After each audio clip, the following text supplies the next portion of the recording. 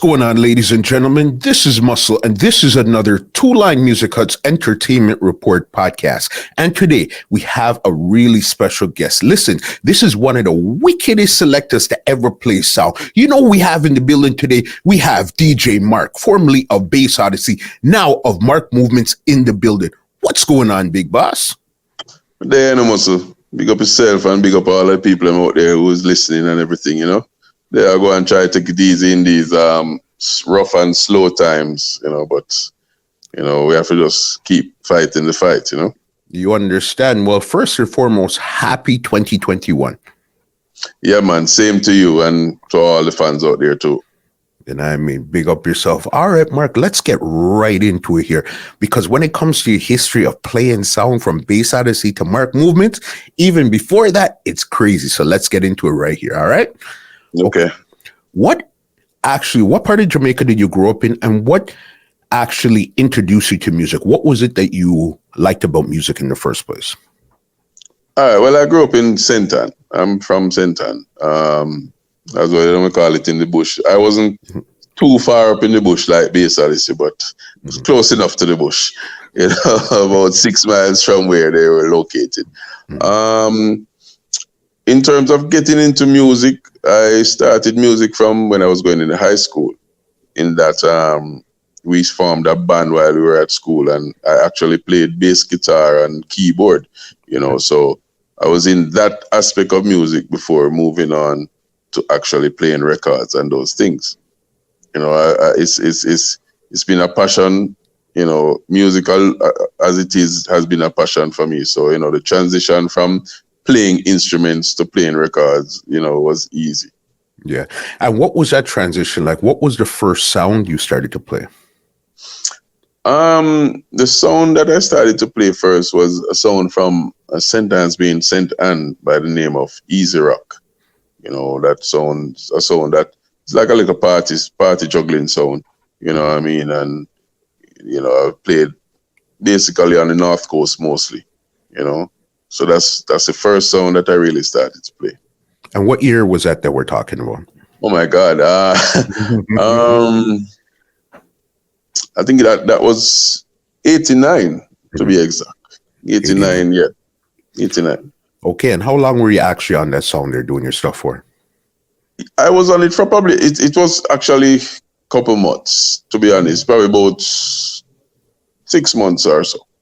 Okay. Because it was while I was playing Easy Rock at a party, a staff party for a bank, that I met Keith, and that's where he told me he was actually starting up Bass Odyssey. Okay. Mm-hmm. So when you met Keith, Bass Odyssey didn't start as yet. He told you he was about to start it. No, it was building. It was in the process of being built. Because he told me that you know, if I could come up and see what, you know, what progress or where they were at, you know. And when I went up there today, they were actually just building some boxes and you know, putting equipment together, so to speak. Okay. So, and who else did you see around there when you got to Bass Odyssey at this time here? Well, it was just Keith and his partner at the time, Bunny, and, you know, other crew that was there, you know, just people who were around, you know what I mean?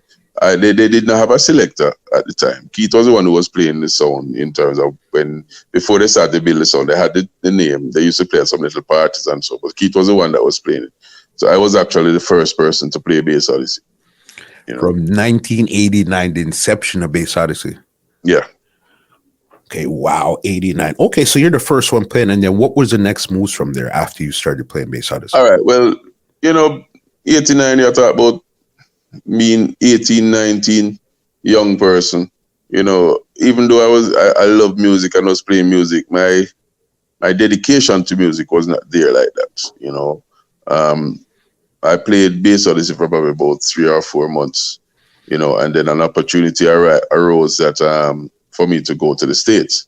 And of course, as I said, being a young person, you know, you have to take that opportunity. And I just say, well, yeah, sit down and deal with sound. Because as I said, the passion wasn't there to the point where that dedication, you know.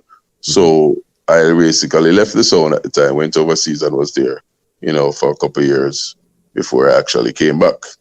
Okay. So And that when is you had, when I was there, or before I left, I met Tinawan, and then after I left, Tinawan took over and started playing the song. yeah. Okay, so it was you first, and then One came after the fact. Yeah. Because a lot of people, they always listen Bass Odyssey and their early Bass Odysseys, they always think it's One that started off Bass Odyssey. Yeah, well, Tinawan deserves the credit for the name getting out there. Yeah, so and as I say, I played the sound, at a few parties and everything, but it wasn't a case where I helped to establish the name of the song. You know what I mean? Tinawan was the one who is to get all the credit for actually putting the sound out there on the map and everything. You know what I mean? So that is why a lot of people will not know of me being the very first person, because Tinawan was the one who really launched it out there, Okay, so those couple of months that you were actually playing Bass Odyssey, did you play any clashes or any big juggling dances at that time there? No, as I say, it was a case where it was some little. As a matter of fact, I think I just played at like some bars or something. I played in Spanish Town or something like that. You know what I mean? It was just mostly just friends that, because they were in both Bugs and Bunny were in poker, not poker, pinball machines and jukeboxes and all them things. So it's like it places that they were linked up with through the, those things. We went and played a couple dances there, but it was no clashes. I said at the time, basically, I wasn't even thinking of that, so to speak. Okay, so then you left, you came to the States, and then One now, he's playing the song. So then when you're in the States, were you trying to play any sound or anything up there? What were you doing when you were in the States? No, I was just trying to make a dollar. It's not, it wasn't a case where music was a passion like that, where I was trying to get on a system or anything of the sort. Yeah, now and then I would go to a function where, the music is playing, and I would probably just take the headphone and play some song. But it wasn't a case where, it was a full-time thing where I wanted to, try to get a work up there or anything on a sound system. Okay. And then now, so then you left, this was a couple years, I guess, past. And then did you come back to Jamaica, or what had happened? Yeah, I came back in I think 91 or late 90, going into 91. And I basically, there was this other song. When I look back, Keith, he said that at the time Glamour Gino would have been on the song along with Tinawan, Okay. and I think Squingy. So it's like he was saying to me that, them did kind of full up, because Bass Odyssey was still in building process, so to speak. So them kind of did full up and everything. So he said to me that well, there was this other sound in the era that was actually based in a club by the name of Echo Stone. Yes. So yes. we hooked up with them and started playing the sound, and it was very successful, because when I started to play the sound, as I say, it wasn't a sound that was playing out any at all. It was just based at the club that they had, and up until the point that I left the sound, the sound was playing all 3-4 nights a week. Yeah. So I remember Echo Stone. I swear I even had an Echo Stone and probably Bass Odyssey, to tell you the truth, at one time. Yeah, it's possible. It's possible. Because that was there yourself. Okay, so then you're doing your stuff on Echo Stone there. So then now, when did you leave Echo Stone and then return back to Bass Odyssey now? No, well, I left Echo Stone and actually went back to the States. Yeah, I left Echo Stone, I think, 93. So, I had a little disagreement with the management and everything. So, went back to the States, and,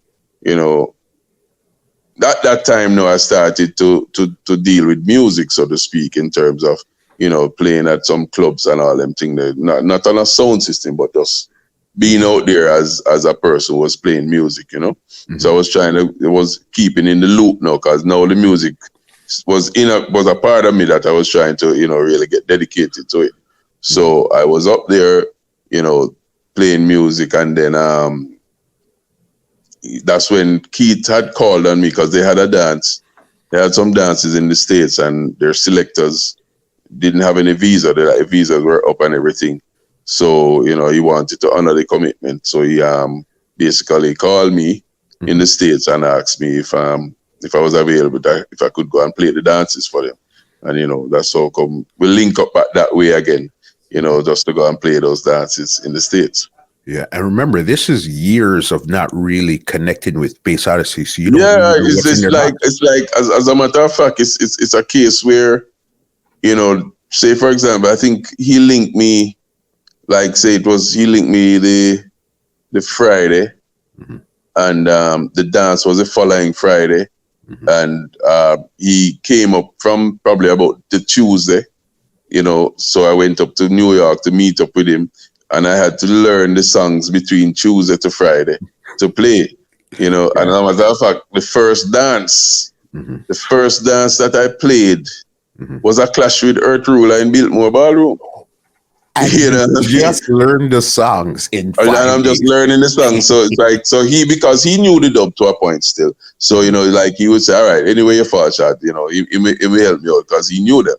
You know what I mean? And he was basically the one that was passing the songs to me to play. Yeah. You know? Yeah, man. But that's why I can talk that I played in Biltmore Ballroom, you know, which is a famous New York event center. For sure.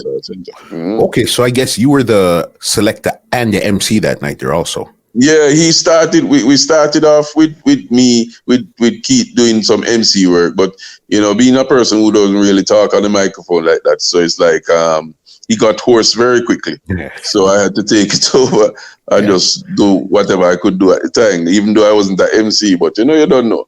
You get put into a situation, you have to just deal with it. You have to make it happen. And how did that, was it a juggling dance or a clash dance? How did that dance turn out? It was a clash dance, you know. And to be honest, we held our own. You know, nobody can say that your Earth Ruler won the dance clean or anything of his own. It was more of a tight dance, so to speak. We held our own. Yeah. Okay, and this is with you as the man that just known the song 5 days when you're holding your own. I mean, I was thrown into the lions then, so to speak. Yeah. And at this time, was your name DJ Mark this time, or you had a different name? No, it was just Mark. It was just Mark. Okay. Everybody was wondering who was that standing around the sound. Guy, I say, I'm a new person. Nobody has ever seen my face around Bass Odyssey or anything else. So, you know, everybody was wondering who is that, but, you know, we pulled through still. Yeah. All right. Okay. So then you guys go to New York, go do the Earth Ruler dance. What came next after that then? We did a series of dances all over the place. As a matter of fact, we did dances with we did dances with Tone Beat. We did dances with 4x4 Exodus. One was in Maryland and one was in New Jersey. Okay. You know, at the time for those particular two dances, Tinawan came up and joined me. So it was me and Tinawan that was actually playing the 4x4 dances. And how did those dances work out? No, we beat 4x4. Yeah. We beat 4. By then, you know, I'm a person quick to music, so you know, I was listening Bass Odyssey from even the time I was in the States. I was listening cassettes, so I would know of certain dubs and everything. So I would look for them and everything. So it never really took me no time to really learn the box. Yeah, you know, and Makes so sense. You know, playing with 4x4. You know, as I say, being young and now there's a no fear factor. You know, we didn't really care because we know so I had a bucket to have a whole heap of dubs.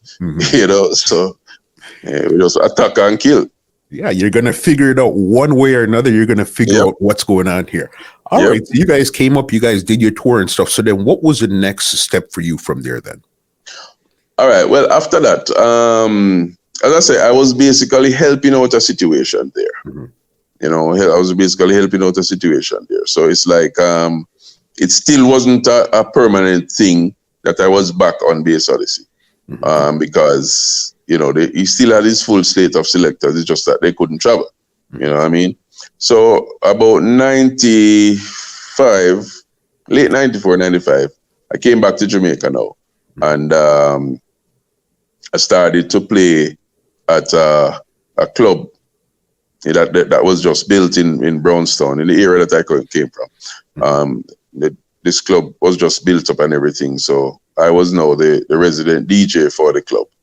And, you know, I started up a thing called Teen Jam. that was held on Saturdays from 7 o'clock, from 3 o'clock in the afternoon till 7 o'clock. Actually, it's a school thing. We didn't want to go too late or whatever, so no child, on the road too late.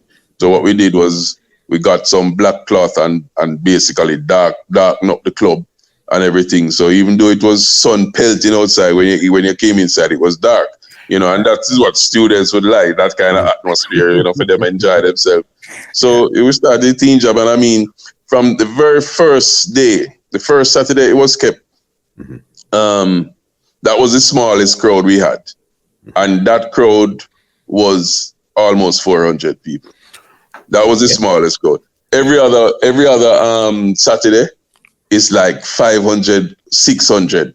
And it's like, the place was so crammed that the AC that was built for the place could not maintain the crowd. So water was running down off of the wall based off of the heat. So because when Teen Jam finished in the evening, they had to have like brooms sweeping out water out of the club. That's how the place was jam-packed and wet. You know what I mean? So that is now where Squingy heard about Teen Jam. So he started to come down there in the afternoons. And that's when me and Squingy started linking up. Because he just came and he started talking and I was mixing and everything. So our chemistry started to develop from the Teen Jam.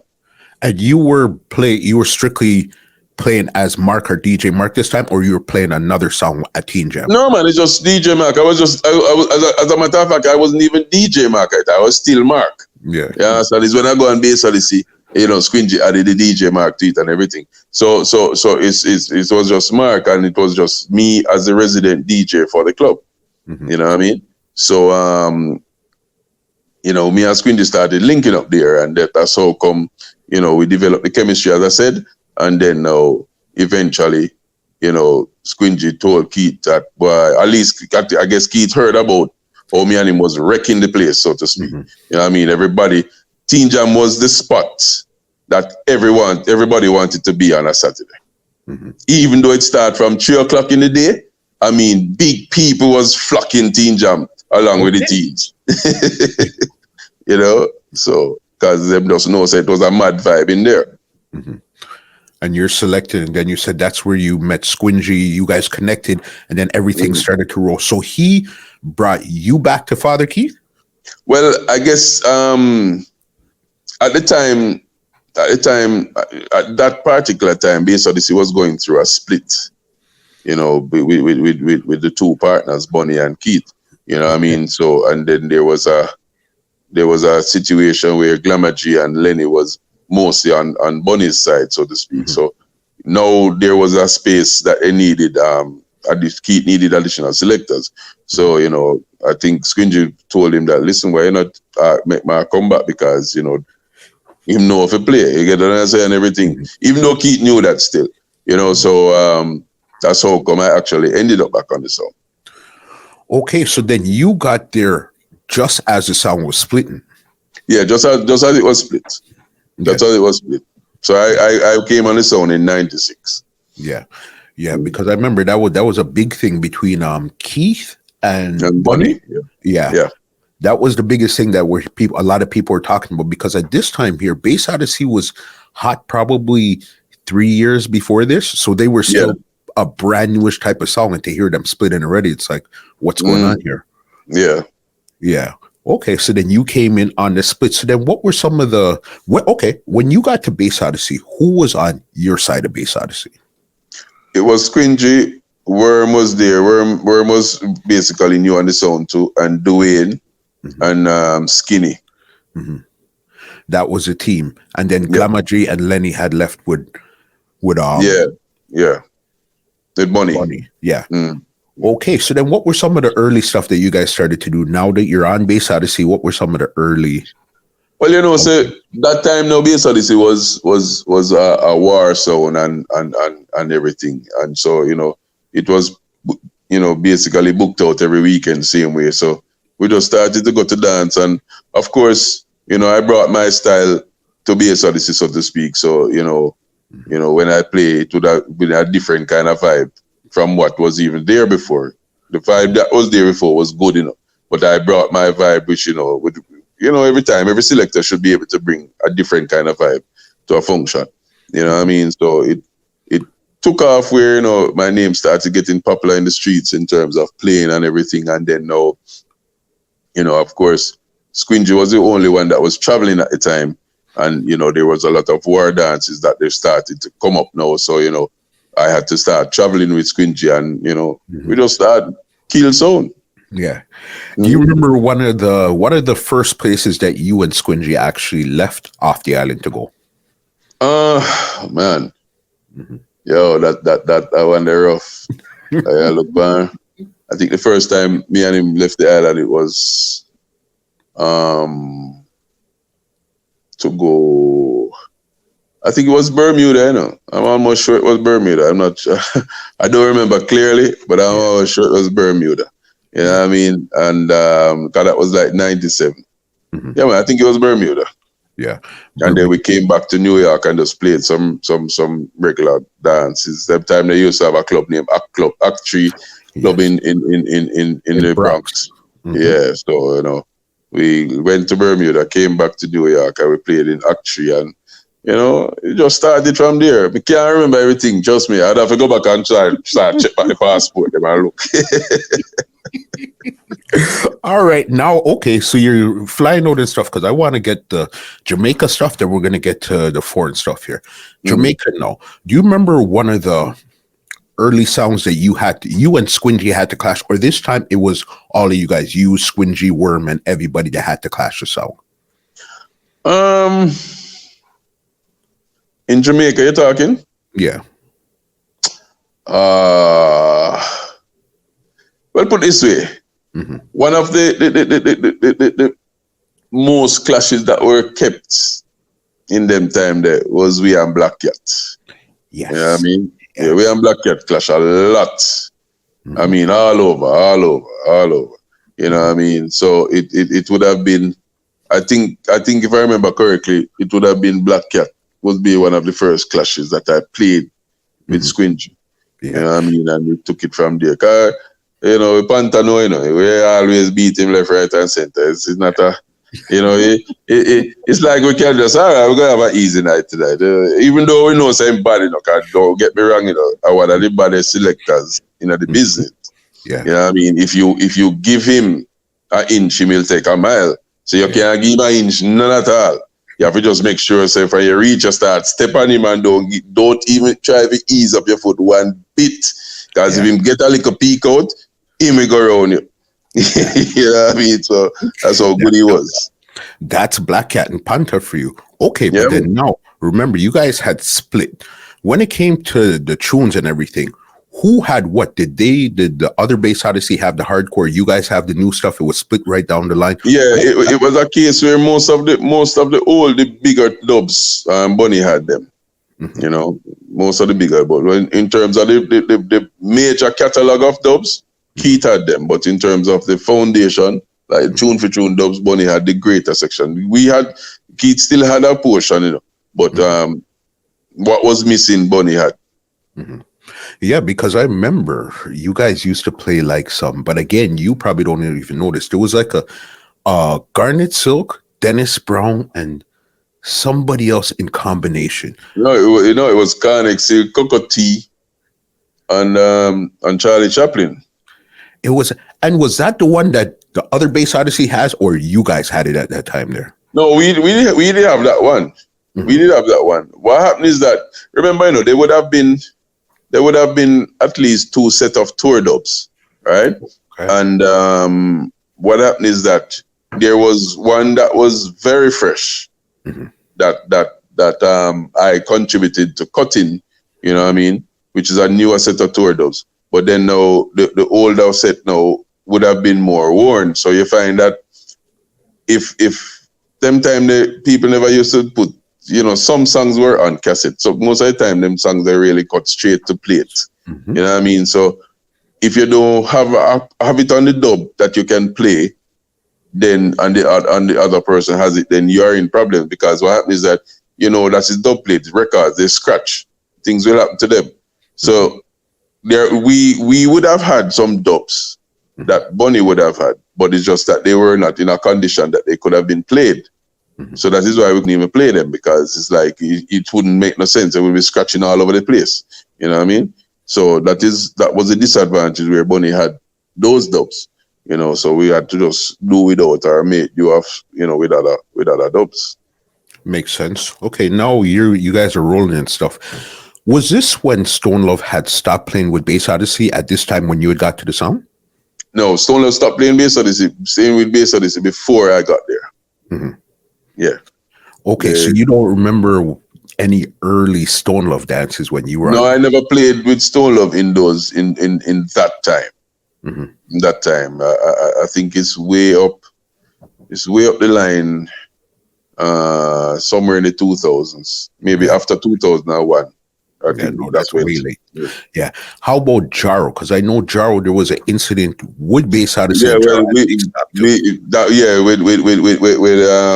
in St. Elizabeth. But the thing is that I wasn't at those dances, and when I came on the sound, we were not playing with Jaro in Jamaica. I think dances were being taken overseas, but not in Jamaica. Yeah. Got you. Okay, so you remember the Black Cat. What were some other songs that you guys actually started to take on in Jamaica around your time? Yeah, well, we played with them time. They used to have a sound from Moby, which is now, you know, it was Pieces, where you have Froggy and Striker, who did later leave and form Mad Squad. You know, they were going on good, so we had dances with them all over the place. Of course, you had Cataract in '99. Cataract came on the scene, you know, and basically, you know, we're kicking everybody. Also Turbophonic, you know what I mean? Stop, hold on. Stop here. Because those are two dances that we need to talk about, because you see, Cataract was one of those songs that came around full of songs, full of songs. But whenever they met Bass Odyssey, it was always a different story. Yeah, well, you see, the thing is, you know, Cataract is a sound that they had no problem in getting whatever dubs they want. You know what I mean? If them decide, so them want Jesus and the devil together, them go and try to get it. That is how them do them thing. You know what I mean? Which they have a lot of songs, right? And the thing is, we were not competing with the amount of dubs, is the quality of the dubs that we have. You understand? So we cut what you call relevant dubs. You understand? So whenever we met up with Cataract, the first time we had Cataract play, I remember Cataract they play with Stone Love, beat them up, Jaro, then play with Jaro, beat them up, Black Cat beat them up. So it's like they were killing from the top down. You know, it sounds to start from down at the lower end and go all the way up. Them are killed from the top right down. So now them buck up in Bass Odyssey. The dance was in Portland. Old Folly, I think, you know, to be exact. And for some reason, the night of the dance, I don't know if it's promotion, rain fall all day. So I don't know if that's why the dance wasn't really big in terms of Portland crowd. But Cataract came with probably 4 or 5 buses from Kingston. You know what I mean? So it's like when we walk into the dance, it's like we are in a hostile territory. You know what I mean? So we played the first round, you know, me and Skinny played the first round and you know, just basically played lackluster. When the dance started, so to speak, Cataract was spitting fire, man. It's like them a play everything. So Mr. Squinji, all right, here we are going to play me and Skinny play the first round. So we played the first round, but we played it lukewarm. We just played easy because we were playing possum. We were playing like say, boy, we don't have no dub. We don't cut no new tune. And them one have a new tune. Them. So we just go some boom and play easy, all the regulars what everybody know from long time, whatever. And of course, we were playing to nobody, so to speak. Because when we start playing the whole like Cataract people, them guys sit down back in the bus and make it look like say, boy, it's the most boring sound of the world, whatever. So, you know, we play the round and finish it up. Fine. So now Cataract come in and, you know, they're on top of the world now because you know, Bass Odyssey a flop and them not a tune. You know, the MC at the time when he Hitman say, oh, yes, it's a Bass Odyssey, I hear that sound, them not a tune. And he started one barrage of dubs. You know what I mean? And have the people them jumping and everything. And so when our time come back in now, Squingy come in and first of all, the one doing Squingy, you know, he knew how to get into people's head in terms of to convince a crowd to switch over. It's like he basically told the people them say, yo, we respect on the love and the sound and if we respect on the sound and you know, give them praises when them a play good and whatever. Yeah, man, love your sound. And then he said something. He said, but in the same time, in loving your sound, you must listen to what your MC is saying. Because when an MC chat foolishness, when you recognize a foolishness in attack. See? Because the MC just say a while ago in a round say, all I man them in a dance who knows that they not take a big wood, put you on the ear. Yes. And the whole on put you on the ear. So that means say you know that take a small wood then. Yes. I mean, so the whole place went silent. It's like him make everybody realize say, you know, so I set that boy, they set me up wicked. You get what I say? And from he made that speech, right away, it's like Cataract, the people who came with Cataract say, hey, me done with that sound there. Bass Odyssey we are deal with that though. Yeah, man. And we basically took all of his fans and used his fans and beat him, and then we started to unleash new dubs left, right, and center that they were in shock and them couldn't believe. So we had those dubs and played the first round like that. You know what I mean? Trust me, man. Them get a beat in them life, man. Yeah. I remember as soon as you said the speech, I remember that 100%. That was the brightest moment of that clash here. That speech. Yeah. And that was the turning point of the clash too. Yeah. At that time there, I think Cataract was Quincy and Hitman playing it. Yeah. And Squingy was playing Squingy had something for Hitman too. He had some name that he always used to call him. I forgot what it was, but there was something where he couldn't use that name Hitman when he was playing against Squingy. No, no. After Squingy used that with his speech, it's like Squingy basically threatened him and said, "Listen, anytime you see me around a sound, don't bother take out the mic." You know what I mean? So it's like Squingy, because remember, you know, he was Hitman was on top of the world at the time, you know. You understand? And for Squingy to come in and just use one speech and turn the whole crowd that them bring to the dance against him, it's like him just never know what to do again. You know, like when I say a person have a person ticket, that would have been the case. Yes. You know what I mean? So from the moment Squingy did that, it's like evening dances afterwards, it's like you could have said Hitman never have that energy from him. See Squingy come on the mic, it's like him not have that energy to play the sound again, because it's like him knows that this brother will find something else and kill him. You know what I mean? Yeah. So it was just that case where we just, as I say, the difference with us is that we just had that vibe. Basically, this crew on a whole, not only me and Squingy, the crew on a whole had a vibe that when we are play, we are represent, we are play to our ability. And our ability was really top of the line ability in terms of presenting music, you know what I mean? It's not like we did show off with it already. We just it was just a natural talent. We never have to smoke weed or nothing of it that. We just come and play music. You know what I mean? So that was just a thing. Another name that you brought up earlier, Turbophonic. Because I remember at this time here, Turbophonic was killing off everything in your path. Everybody. They were killing from the top down too.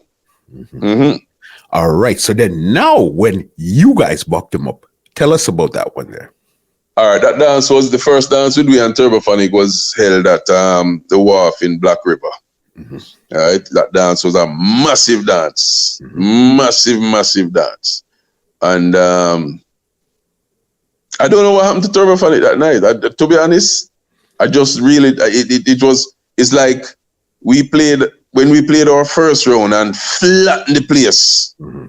You know what I mean? It's like when Winterfresh came in, it's like me, I said, then this a sound and I say a bad sound. It's like we never know a wagwan. It's like him couldn't connect with the crowd.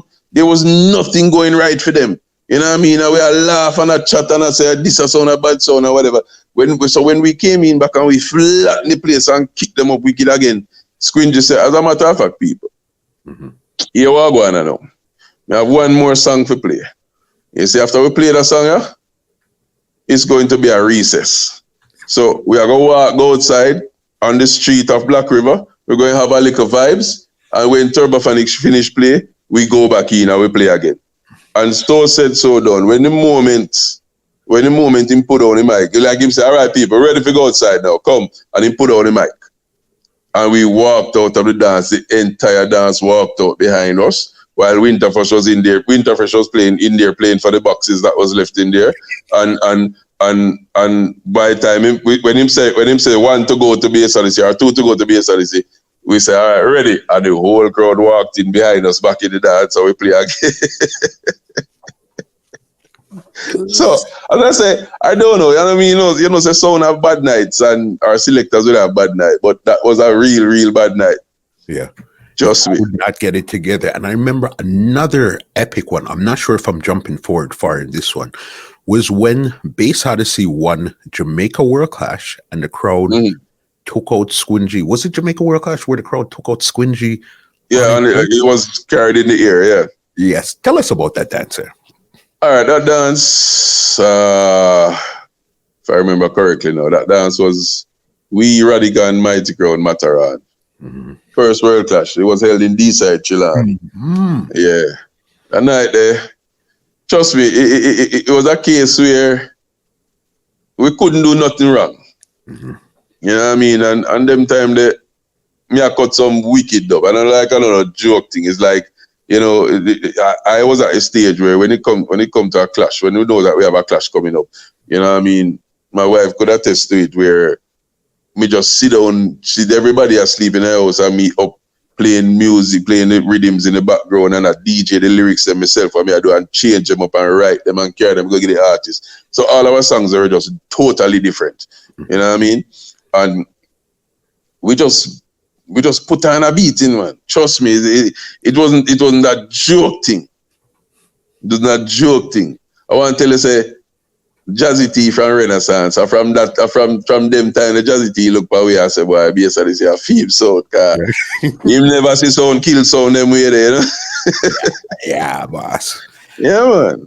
That was crazy right there. And that was that one of the first times that you guys actually bucked Mighty Crown at that time there? Yeah, that was the first time playing with Mighty Crown.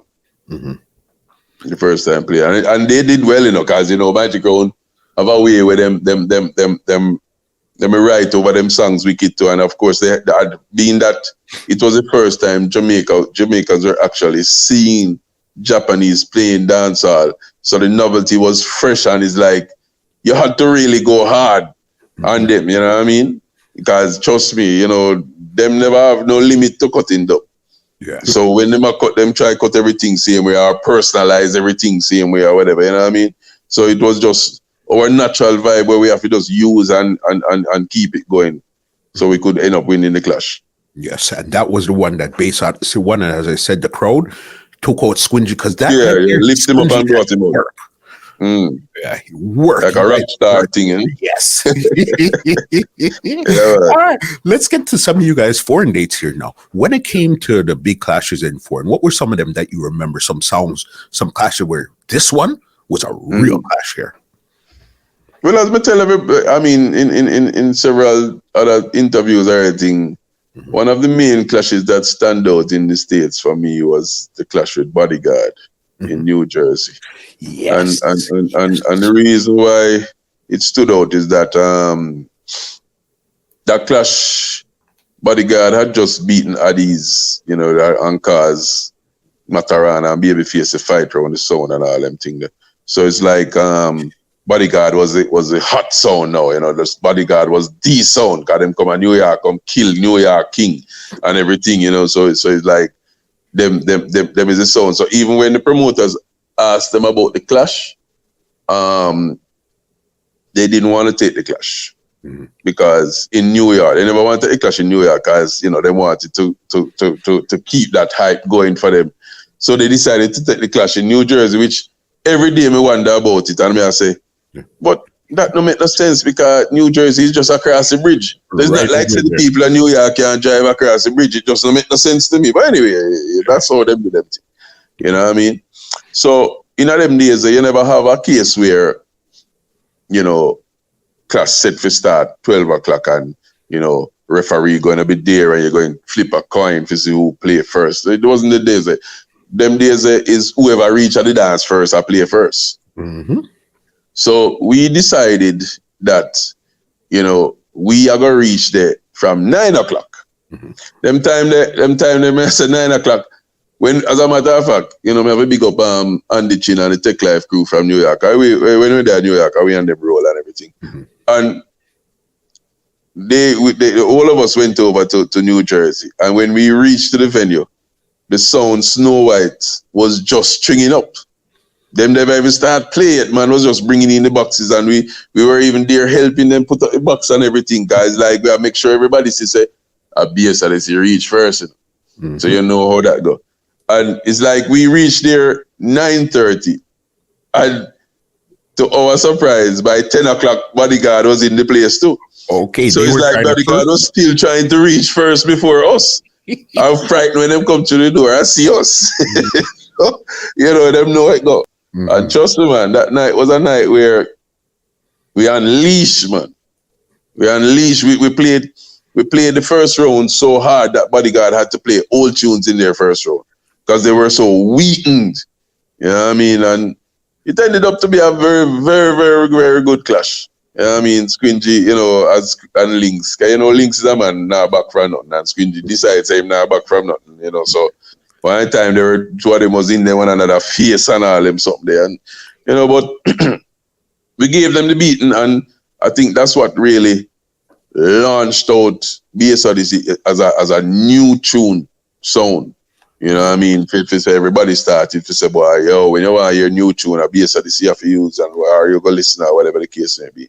You know, so that was one of them. And the other one would have been the same, the Dance After World Clash 2001, where we won, where there was a controversy to say that it's Bounty Killer give us the dance and all them something there. Yes. Yeah, so there was a rematch, a face-off between we and Mighty Crown. I think it was February 2002. Yes. Eh? In Brooklyn at the Brooklyn Warehouse. Yeah, yes. Yeah. That dance now was a very, the two sounds went hard in the first round. Mm-hmm. When we say went hard, well, very hard. And I mean, if Mighty Crown played 100 songs for them round, 90 of them was personalized.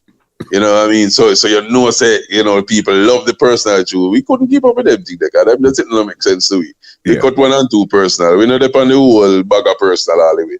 Yeah. So, but we still hold our own, and I mean the first round was neck and neck. Second round, Mighty Crown go hard again. And we started off bad. Mm-hmm. And it's like the momentum was not there. And we said to Squingy, say, yo, oh God, just call it so we lose a round. But we now waste the dubs in that round. Because you see, once you start bad, even if you're going to play your biggest dub in your box, it could all don't get no forward. Okay. You know, you have to just call around the dead, plan for the next round. So we just play the first round, the second round easy. You know, we never get no whole heap of forward, but we never get no bore. No, it's like everybody's wondering, what's going on with Bass Odyssey? I can't Bass Odyssey this. Anyway, so Mighty Crown coming back in the third round now and say, yeah, she said them are idiot, and start do them thing. And we make them do them thing, and when we come back in, that's when we played. We started, I will never forget this, man, because I wrote this intro for this dance, you know, where it was the Nelly Furtado song, I Got Mitch from ARP to do. Yes. Where him say, like him say, after midnight, morning comes, can't believe a Mighty Crown we see, we gotta tell the nation. We can't believe a Sammy team a suck, when they turn on the lights. And trust me, that turned over the dance, and that's when we did drop the Berry Salmon.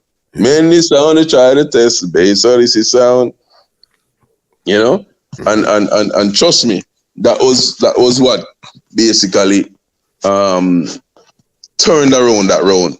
Because, you know, even though I'm tell everybody, you know, yeah, Jara was the first one to play the Far East, Berry Salmon on the Far East. But it's just that, and I'm talking all the while, but it's just that particular night, when we played it against Magic Round, that's when the world recognized that song. That's when Berry started getting requests for that dub plate from almost every single soul in the business. You know what I mean? And trust me, when we played that song, you know what I mean, it rooted the place in such a way, you know, that we just control the round. It coming like the people and forget what Magic Round did play from for them round and everything. So it's like there was no doubt who won that round. You know what I mean?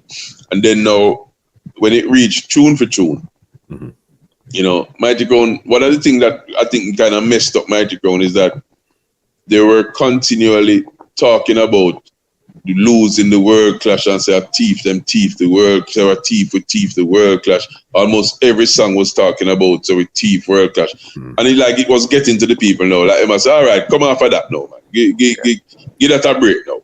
You know what I mean? And remember when we started Tune for Tune, the very first song they played in Tune for Tune was a Tuna Gang. Was say, if I remember correctly, like it said, Mighty Crown win World Clash 99, 2001, then Robbery Blind. And it's like it gone right back to that again. And like they got the boo that they got was normal. It was not normal boo them get. Yeah, man, so as I was saying, you know, we basically, we were dominating in the tune for tune. We were leading like every song. You know what I mean?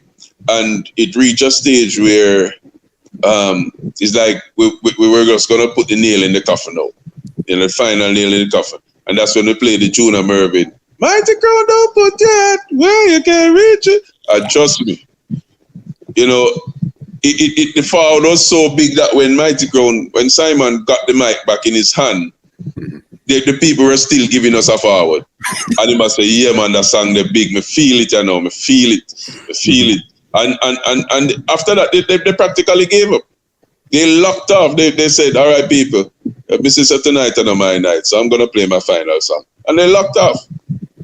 You know what I mean? And the funny thing about that song, you know, about the Jonah Mervyn, I can remember when I got, it's like the idea popped in my head. I said, I want that song on dub.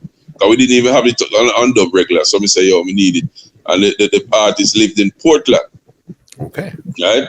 And we were in Kingston. That was like, I think I finally got a link to him about 10 o'clock at night.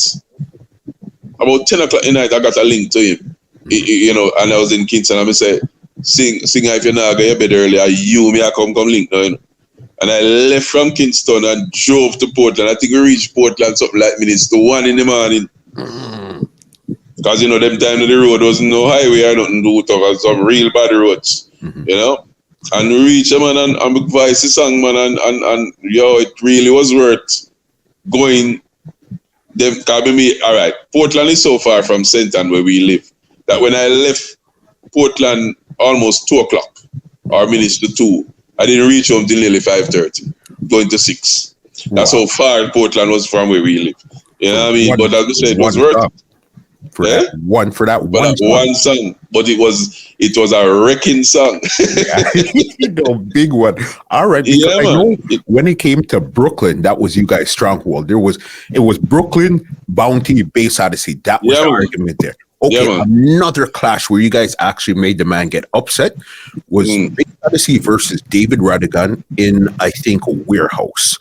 Squingy did something and got Rodigan so mad. Yeah, he turned red. Yeah, man.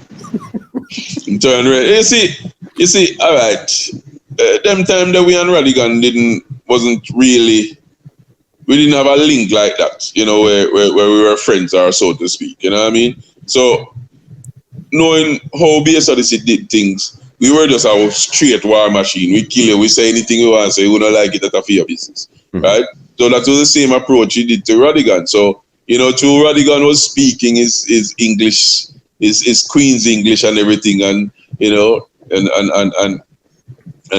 right now my wife is in my hotel room, you know, sleeping or whatever. And as Squingy come in and say, Rodigan, you sure about that?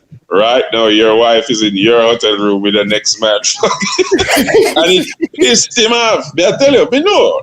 You know what I mean? And it was a case where I think it was probably a year after that where we are already gonna play again. Squingy remembered, and he went to him and said, right, Mr. Rodigan, you know, so me apologize for what I said that night or whatever. You know, because, you know, we became friends, and, you know, because Rodigan is a gentleman, so to speak.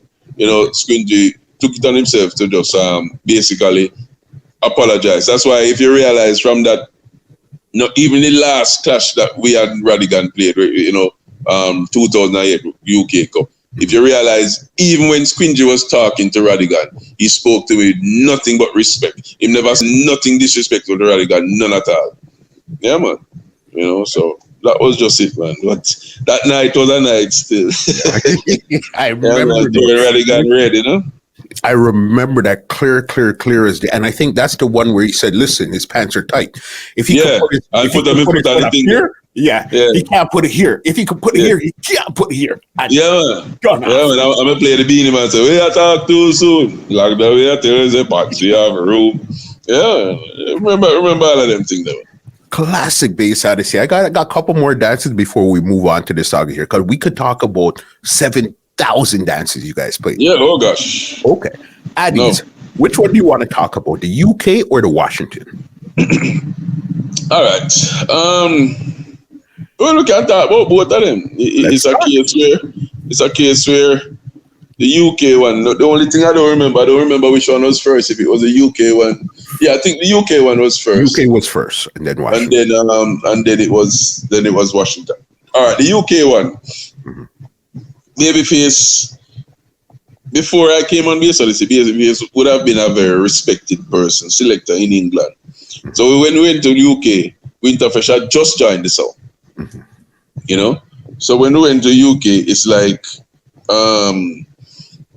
the Babyface thought that it was a walkover. You know what I mean? Because he was in his words, he was in his place and whatever. Winterfresh had the baddest thing or whatever. Mm-hmm. Man, him get a beat that night, him never believe, man. Him never even allow Winterfresh to talk off of you. And I think that was the downfall of Winterfresh and Babyface and Addies. Babyface wanted the exact replacement for Mataran, right? And every selector have their own style. You know what I mean? Winterfresh is a youth to have speeches and everything, but Babyface didn't allow him to do his own thing. It's like Babyface kept telling him what to say, and in the same time, it's like, because Winterfresh, you know, respected Babyface as a big man in the thing, him never want to violate. So it's like, whatever Babyface tell him actually said. Which if he had allowed Winterfresh to just be Winterfresh, it would have been more effective. You know what I mean? So them get a wicked beat than man. Wicked beating, man. Man, I'll nearly box Babyface in the face with back, man. I'll them something. You know what I mean? Yeah, man. That's how serious, because he started cursing this youth, which was a Bass Odyssey fan, and you know, Babyface always having bad man reputation, and the guy stepped to him with a box, man. And him have to basically take himself, you know, back off, because there was like a guardrail partition. So he had to back off where the guy couldn't reach it. You know what I mean? And, you know, so we dominated that clash. Mm-hmm. All right. The Washington clash now. Here we with the Washington clash. Mm-hmm. The Washington clash would have been a bias clash. Yeah. Meaning that everybody in New York and them mother came for Addies. They drove down from New York. Mm-hmm. So the dance was rammed, but maybe I wouldn't say maybe a little over half was Addies fans, right? And then now, so what happens is that when Addies playing, it's like it's beer noise, and when we are playing, we still can't be effective because Addies fans were booing. So even if we were connecting with the crowd, it's like because they are booing, it's like it's canceling out what's going on. You know what I mean? And then, you know, of course, that is frustrating because you don't hear our fans then making any noise anytime them a play. You know what I mean? We are disciplined fans, so to speak. You know? So them basically get that trophy because of biasness. But we were never sound to cry over spilt milk or anything. We just know, so the next time we hold you, when you're going to sleep, how wicked it's going to be. So we just, all right, cool. Yeah. That way you want to do it, no problem. So it after that, so now in my era then, of playing Bass Odyssey, it would have been, we win one at England, then win one at Washington. So they are the ones that kept the dance now, settlement of all arguments. Yes. You understand? Which is in 2000. Right? And they added bodyguard to that. They added bodyguard because remember, so bodyguard did kind of cause a friction there if you make Matterhorn not be on the sound.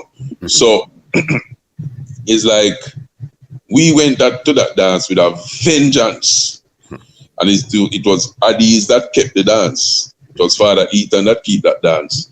And it was kept in Amazura. And at dear sound, everything string up and everything. And trust me, man, we go there and give them a beating and never believe so they'll get that beating in their life, man. As what the term would, everybody who know about the clash, who know about the dance, remember that famous term, inna your yard. Yes, inna your yard. Yeah, man. Everything where it's going to say, you're not shame, inna your yard. Yeah, man. So, them just get a beating that night there. And the highlight of that clash to me, you know, was when Matterhorn came to the dance, you know, and Matterhorn walk in while we were playing, and you know him look on Squingy and said, "Me there, you know," and Squingy said, "Who the hell is you, Matterhorn? Fuck off and go sit down if I can say that." You know what I mean? And him get a big forward just with that guy, like him I said, then if you want to, he might take it, let me kill you too. You know what I mean? So, but them get a wicked beat that night, man. That night there, trust me, that was the night after that clash. It was so devastating for Addies that them basically came off of the road for a good while. You know what I mean? They were not active, so to speak. Okay. You know what I mean? From that one there, wow. You know, there's another classic, but this is now, we're going to take this back to Jamaica. Super, super classic dance. Bass Odyssey versus Firelinks in K Valley. K Valley. Yes. That dance was right after, I think, World Clash 2002, I think so. I don't remember, something like that. Either 2002 or 2001. But yeah, that dance was a classic in the sense that Links tried everything to you know, basically brute force and get the dance, but you know, him said we were not having it. You know what I mean? And he was getting such a beating that him tried to basically disturb the dance while we were playing him a lick shot and attack on the mic while we are playing all them things. This is after we played around that demolish him, that Squingy tell him say we don't need no gun. If you talk too loud, machete, give him to machete chop and and he pulled out the rusty half of the machete, everything. Yes. Yeah. So it's like the dance was one-sided in the sense that the people love Links, you know, but he just didn't have the tunes to match up to Bass Odyssey. So he was getting beaten left, right, and center. Because we said we would just come off a World Clash, so you know we would have prepared massively for World Clash. So we had a barrage of tunes. Especially we had even Bounty Killer calling Links' name and all them. So all them things there, it's like he was in problems from the get-go. And it reached a stage where, because Links the same can't win now, he was trying to get the dance and mash up. So you could have said, boy, I threw the dance, mash up, make him no win or whatever, or make him, you know. So it reached a stage where Squingy told him, he says, Links, if you go and talk, we're just put on the mic, and when you walk out, everybody will walk out of the dance. And Links says, oh, you can't make that happen to me, whatever. And he continued, and Squingy said, promoter, If you know want your dance done, come tell Links if you stop the talking or like have him sound while we are playing. The promoter never get reach over there and Links will continue and say, oh, afraid or whatever. You're talking. So anyway, Squingy reach the stage and just say, people, I hate that here, good night. Come. And headed for the thing there and the crowd walked out behind Squingy. Now, me and Keith was still standing around Bass Odyssey. And Links, somebody threw a bottle after Links around the sound. And him sight the bottle and it must have hit somebody who come with him behind him.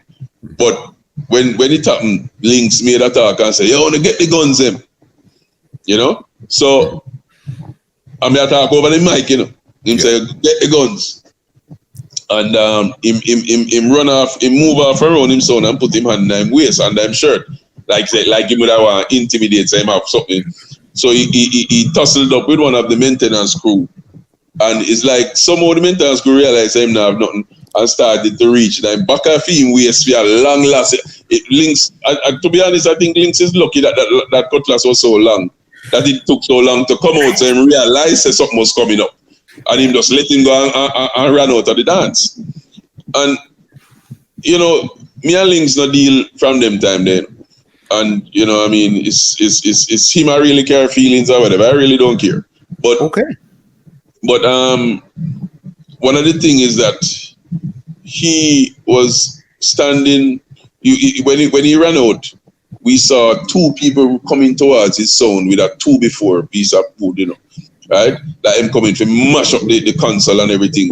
And me and Keith have step over around his sound, you know, and stand up and say, yo, no can't do that, you know. Because if you don't do that, it don't look like a wee planet to mash up his sound. So, no matter with that, right? This all, when all them things are going, the Links run gone like thief, you know, you don't even know. As a matter of fact, when him reach at the gates of the dance hall, there was a piece of board. Rain was falling all evening, and there was a piece of board at the bottom of the gate. So you like to go out or in to come in, you have to step over the board. And Links was running so fast that him not see the board. To see him buck him foot on the board, drop on him belly and skate in the wet mud. Yo, listen, man. You know, it's something that we can just laugh at now, you know. But it was a serious situation because even most of his crew had on their shirts, had on shirts that said Firelinks, and from the incident that made everybody back off shirts. Yeah, so because like nobody wanted to be identified as being with Firelinks, because even when I was walking out of the dance and I saw his brother. And it's like me walk down to him brother and like basically tap him on his shoulder and say, yo, you have to tell Links to behave himself, you know. And the man say, man, nobody knows me come with you want to you, man. You can't do that. Because if him afraid again. You know. But you know what I mean, it's just one of them things that at the end of the day, him sound never get mashed up. Because if we did have a bad intention, he wouldn't have no sound. The sound didn't mash up. We gotta tell him, say, do what I want to do. And if them would do as them like. You know what I mean? I think in anger and vexation, I think some people must stab up all the truck tire. I mean, remember I said truck tire no easy something to stab up. And the man them stab up almost everyone I truck tire too, and I get to understand and all that thing. So it's like, you know, it's sad that it happened that way there, but in the same time, Links caused it. And I'm almost sure I hear him talk some interview about it, and him basically a joke about it, and because him knows how him did cause it. Yeah. You know what I mean? Yeah, man, him knows how him did cause it. So for sure. Crazy there. One of those things there. Let's get into some of the anthems. When it came to Bass Odyssey anthems, because I know you were the man that actually cut the dubs those times when you were on the sound there. What were some of your favorite anthems in the box? All right. There were anthems that were there before I started cutting tunes. You know what I mean? Like the Cocotte Sanchez. You know what I mean? Them songs there were like, you know, the old Bounty Killer them. I didn't ever cut the old Bounty Killer them and them thing there. You know what I mean? As a matter of fact, you know, it was World Clash 2001. And I'm sure if anybody even call that can talk to Bounty Killer and ask him, is after World Clash 2001, a lot of sounds started cutting back the old Bounty Killers. You understand? Because we played some killers that night that when we finished, we played a 15-minute round of Bounty Killer, old Bounty Killer. And when Bounty Killer took the mic, him say, yo, me don't remember some of them songs then. You get what I say? And trust me, they became songs where a sound who just started cut Bounty Killer, those are the songs that they want. You know what I mean? Mm-hmm. So those songs were cut before I was on the song. Mm-hmm. But you know, we played an integral part in making those songs a part of the history. Mm-hmm. You know what I mean? And then now, as I said, there were other songs there before. But like the modern day ones of me cut would have been like the Clean Up Your Heart and the Holding Firm and you know, the Bury Salmon and quite a few. Mm-hmm. Trust me, I would have to like basically jog about my mind and try to go back mm-hmm. to certain songs, you know. Okay. And but of course the most modern day one would have been the Buju Banton. Bam. You know what I mean? The great Bass Odyssey.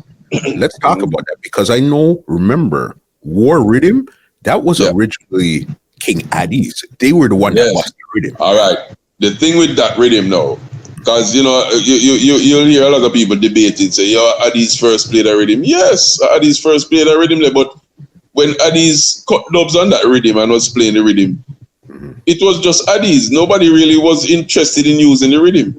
Is when Bass Odyssey start using rhythm, almost every sound in the world start cut on that rhythm. So it means that we created a bigger impact with the dubs that we cut on the rhythm to make people say, no, we want to cut some dub on the rhythm. Because Addies had it before. I'm not going to go around it. You understand? They cut Morgan Heritage and Cape it and all them things up on the rhythm. But in the same time, it was just another rhythm. It wasn't nothing outstanding. You understand? Is when we cut it now and start play it, everybody said, no, that rhythm is bad. We already start use it. You know what I mean? So, yeah, as what I say, I know who played first or who boss it. Yeah. So, you know? You would say you guys bust it. Yeah. Even that buzzer there, it was, you're talking the one, Charlie Black. Charlie Black wrote that song there. Yeah. Mm-hmm. Charlie Black came to me and said, boy, him have an idea for Buju. You know what I mean? Because, well, you see, them time the Charlie Black was what you call a shy selector because, you know, him never used to go into studio, him never used to the artist, them or nothing like that. You know what I mean? So him say, well, you link Buju and show Buju or go on because, you know, want him, because Buju facing, Buju say, yo, you know, want to see no lyrics in. Mm-hmm. And that's exactly what he said. When I went to him, I said, Buju, you know, so we have a lyrics, who are your DJ? That's who I write lyrics to me. I never want to see no lyrics. He said, but Buju, I just something we write for Bass Odyssey. Mm-hmm. See? So him say, all right, give me the paper. And look on it and say, so which rhythm I use? Make the engineer start play the rhythm. And him look on the paper, you know. And like him look over the paper and say, all right, come. And he went in the studio and he did the song one take. Crazy. That song that you hear, him just go off of the paper and him do it one take. His style, we never give him no style if he do it or not, no melody or nothing. He did it his style, one take. And when he finished the paper, when he finished the lyrics that was on the paper, because you know, I don't know if you ever hear it. You know, sometimes we play it, sometimes we used to play it to the last part. But there's a part that when he finished the lyrics that was on the paper, him said, that part was for them, now that part are for we. We left the country and we touched the city. We go at the place where we call Lane Ferry. We left from that go buy record down a halfway tree. And the only reason why he never continue is because the rhythm run out. But he was freelancing a Kingston side of it. And actually the rhythm run out, make it done.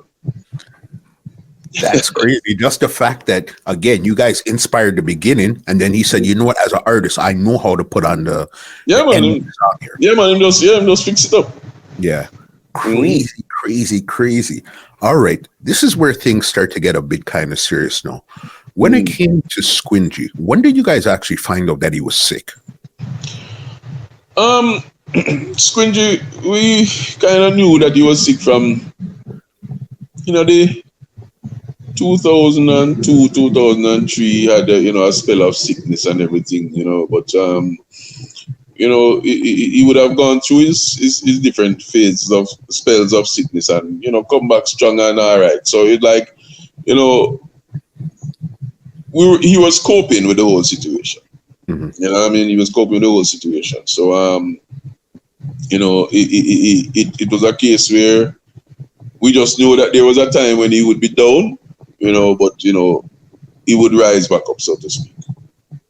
So it was a situation that was ongoing. It wasn't just 1 year or 6 months it happened and then he would have like some what you call down spells, maybe once a year or something like that. You know what I mean? He would have a down spell which maybe he would have been out of action for maybe a month or two, and then back to normal again.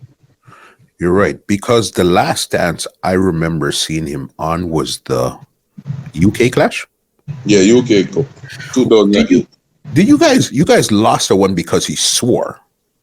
Yeah, we won it. We won that before the channel. The World Clash in Montego Bay 2005, and then we went to UK Cup. That was the first time we were going to UK Cup, and we lost that clash just because he cursed Badod in the 45 round that he wasn't supposed to curse Badod. So because we were on the way to win that clash easily. You know what I mean? But so it's just a disqualification. But that's how it goes. It's as I say, we were never a sound for cry over spilled milk or anything like that. We just move on to the next one.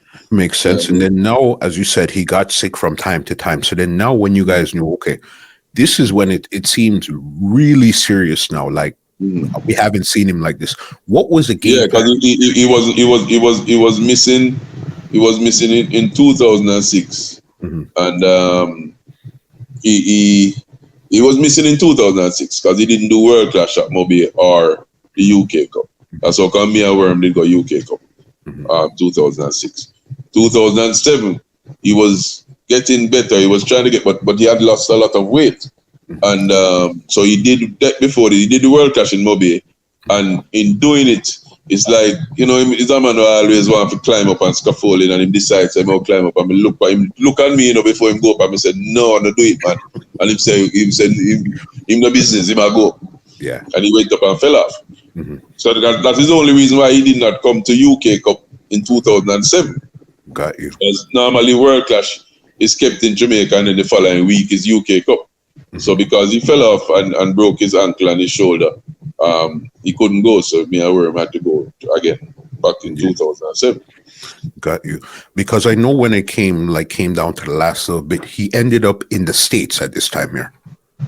In the last part, he just decided that he was going to go to the States too, because he thought that's where he would have gotten, the better treatment and everything, that he needed. So, that was just, he called me the week that he was leaving to tell me what's going on and what he was doing and all that. And, basically just wish him the best and, just hope everything will work out for him. And sadly, that was the last time I spoke to him.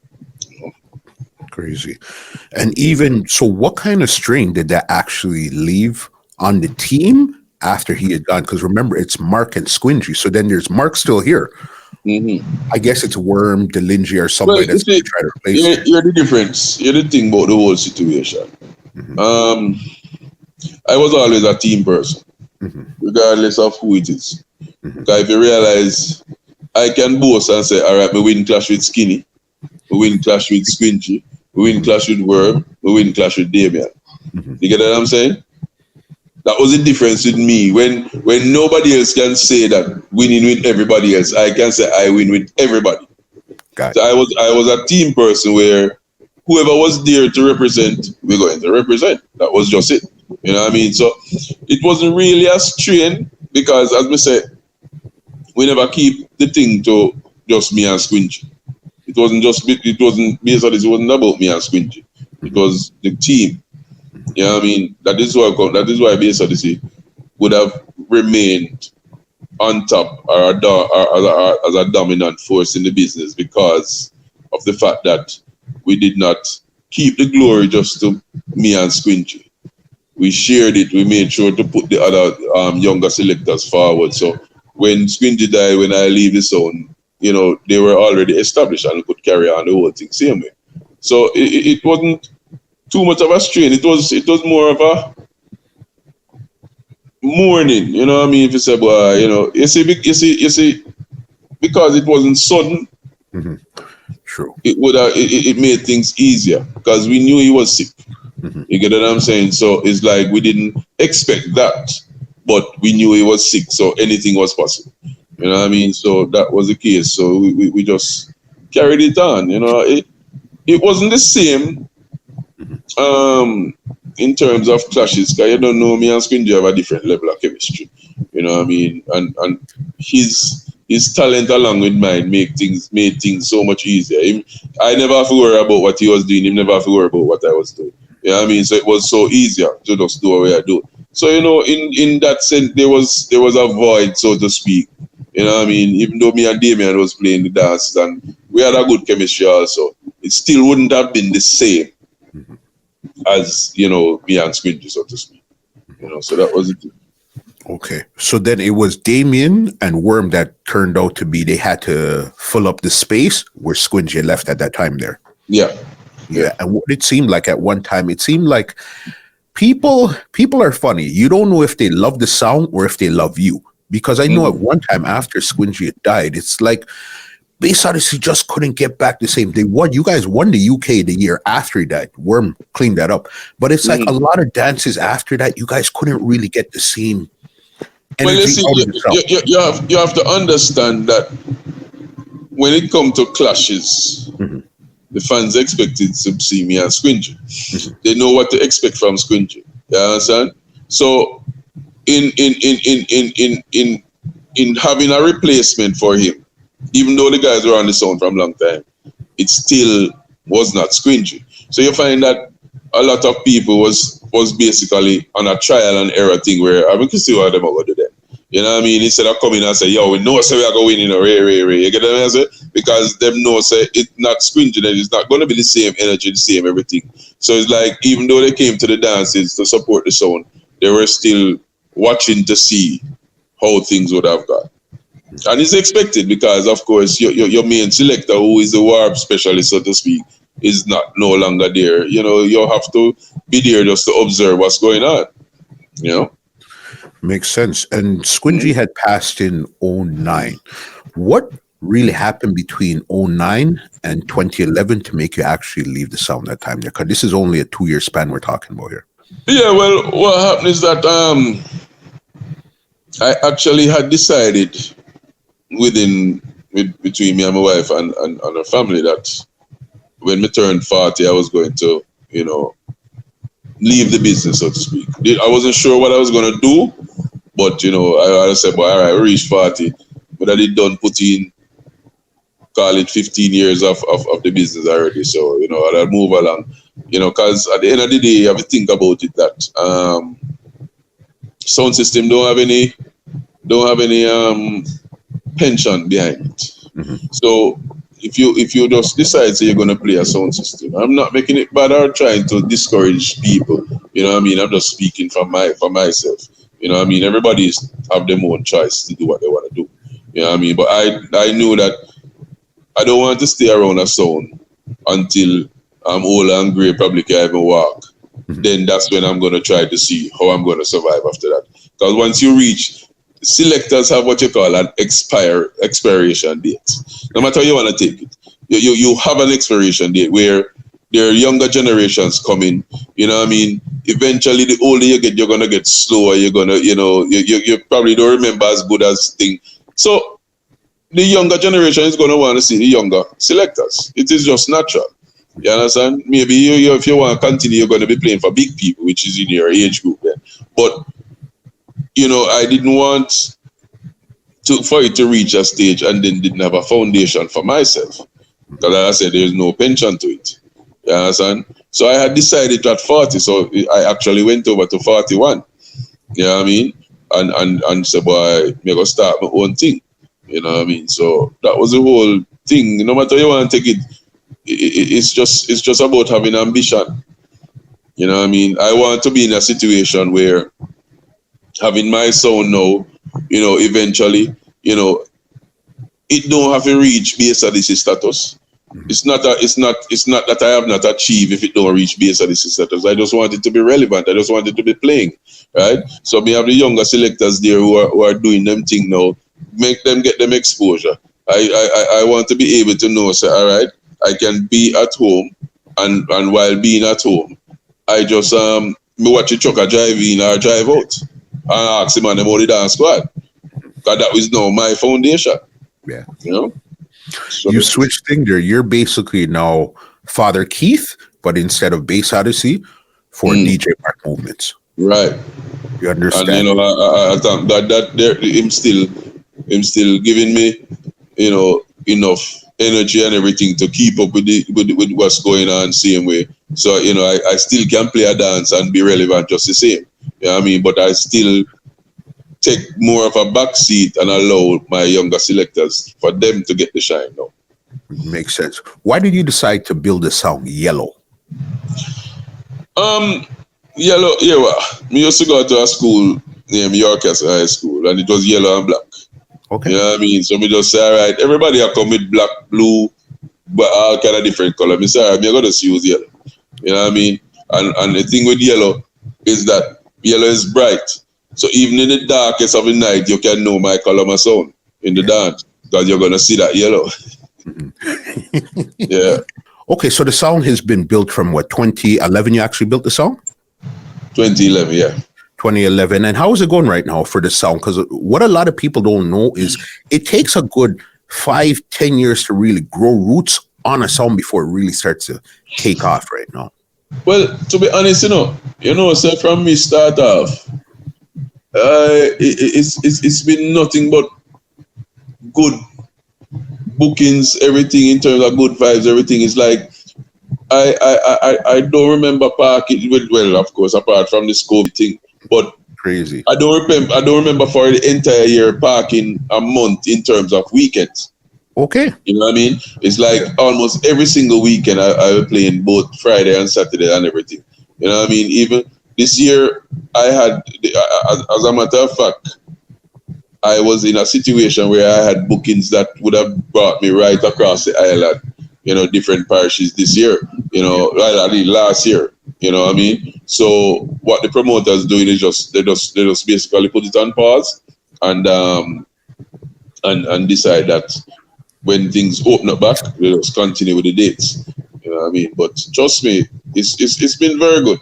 It's been very good, and I try to have a proper sound system that, you know, delivers good quality sound, music, and everything. You know, and the selectors are good and everything. So it's been rewarding. Good. In today's market, is it really necessary to have a sound system since there's so many DJs running around and stuff? How is that in Jamaica right now?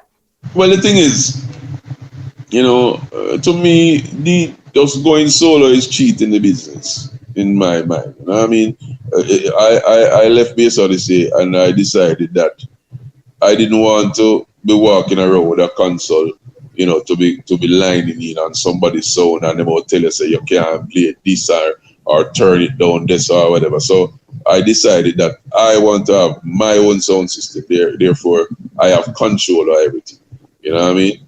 And that's the reason why I built it. You know, it a couple millions well, but, you know, at the end of the day, it still feel good to know. So we string up in our dance, I mean, I listen and say, yeah, that's all I play good for it. You know, it's like an achievement. You know, so that's just me. I don't know about anybody else. You know, everybody have their own choices and own opinions. You know? Makes sense. What is it? Are you guys looking towards doing some clashes where it's more strictly juggling? How are you actually forming the song right now? The sound is basically out there as a juggling song, right? Because the reality in Jamaica especially is that it's parties. You hardly see clashes out here. You know, the clashes out here, you don't have a lot of crowd and it's not feasible because based off of what the artists are charging for dub date, you have to charge a promoter a significant amount of fee in order, you know, for it to really make sense. And if that's for that to work, you know, him is really taking a chance to lose money. You know what I mean? So them don't really do no whole clashes out here. But in the same time, I am preparing my sound for anything. You know what I mean? So I'm voicing, just have dubs and everything, who to tell. Somebody I call from a different country, Caribbean country, wherever, I say they want a clash, yeah, we can deal with it because make sure so I put myself in that position. You know what I mean? Makes sense right there. Listen, especially with all of us being down right now, as soon as it gets lifted, you never know where it's going to go. So you Right, just continue to prepare yourself. Yeah, Listen, that's the thing. if they wanted to get in contact with you to book the song or whatever, leave some contact information before I get you out of here. All right. You can contact me on Facebook, DJ Mark Movements, Instagram DJ_Mark_Movements, or my number is 876-842-6722, so anybody, whenever things get back to normal, so to speak, feel free. Because one thing we can guarantee is quality music, quality entertainment. Coming from the man himself, of course, I can't see DJ Mark leaving to build something that's not quality. We know you, boss. Your thing is on point. You know what I mean? Yeah. You have the tech. Yeah. DJ, it's been a crazy conversation, and there's still a lot of stuff, but I'm going to leave that for a second time because, again, the legacy is so long. Yeah, man, I hold it. Long. Your memory and how you, because again, you usually hear from a Squingy, a Worm, a Delingy and all that. You'd hear them talking, but to hear somebody like you talk and recall it the way you recall it, that was epic. Yeah, well, you see, the thing is, remember I said, I'm what you call a low-key person. You know what I mean? I do majority of the work behind the scenes and preparation and everything. You know what I mean? So even when I'm at a dance, I observe things that not other people would even be observing or anything. You know what I mean? And I can recall all those things. So, it's simple one too. Listen, I remember whenever you see DJ around the turntables, just chewing his gum, sticking to the plan, and let's go. Yeah. Anytime I saw them saying, "Thanks to me," and I'm a white hat, say people did. DJ, amazing conversation. Thank you so very much for sitting down and talking to me tonight, boss. No problem, man. Anytime, man. And big up, as we say, big up all the fans them out there. Big up all the people who respect me and rate me from ever since. You know what I mean? At the end of the day, if you never respect me or rate me, DJ Mark would not be up there, So we have to basically give respect to who make me. Yeah. Mark, epic. Let me give you an outro and get you out of here. No. Well, ladies and gentlemen, this is Muscle, and this has been another Two Line Music Hut's Entertainment Report podcast, and we are out. This podcast is brought to you by www.twolinesmusichut.com.